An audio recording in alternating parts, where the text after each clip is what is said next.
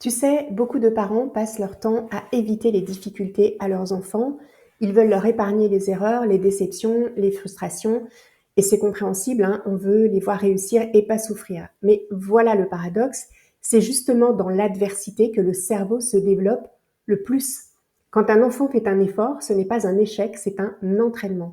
Donc chaque erreur, chaque petit raté, eh bien c'est une nouvelle connexion neuronale qui va se créer et une meilleure compréhension du monde. Et puis une dose de confiance aussi, hein, va s'installer. Et certains enfants semblent naturellement curieux, confiants et motivés. En réalité, c'est souvent parce qu'à la maison, il y a 3 attitudes qui font la différence. Donc non, ça n'a rien à voir avec le QI ou le niveau scolaire, mais ça a à voir avec la façon de penser, c'est une question d'état d'esprit.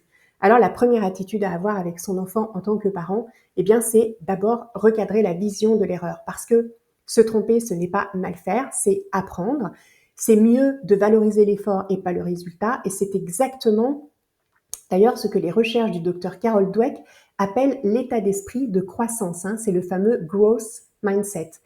Quand un enfant comprend que l'intelligence se développe, eh bien, il ose plus, il persévère, et puis son cerveau devient littéralement plus plastique, hein. La deuxième attitude, eh bien, c'est changer leur propre réaction face aux erreurs. Plutôt que de s'énerver ou de corriger à tout prix, eh bien, c'est mieux de dire que se tromper, ce n'est pas grave.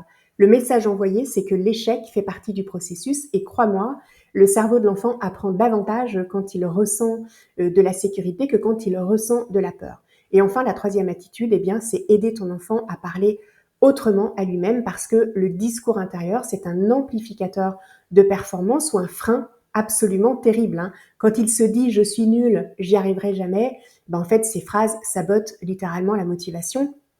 Alors que si on apprend à un enfant à se parler comme il parlerait à un ami, avec bienveillance, eh bien il va développer ce qu'on appelle l'autocompassion. Et ça, c'est un booster d'intelligence émotionnelle et cognitive aussi, hein. Alors non, le rôle du parent n'est pas de tout lisser, tout protéger, c'est simplement de créer un environnement où l'erreur est permise, où la curiosité est encouragée et où l'enfant apprend que tomber fait partie de la marche tout simplement. Parce qu'au fond, ben, c'est ça grandir, hein, tomber, comprendre, se relever et recommencer avec un cerveau un peu plus fort à chaque fois. Alors si cela t'intéresse, eh bien j'ai un guide, il est quelque part autour de cette vidéo, je t'invite à le télécharger, j'y partage énormément de clés. À bientôt!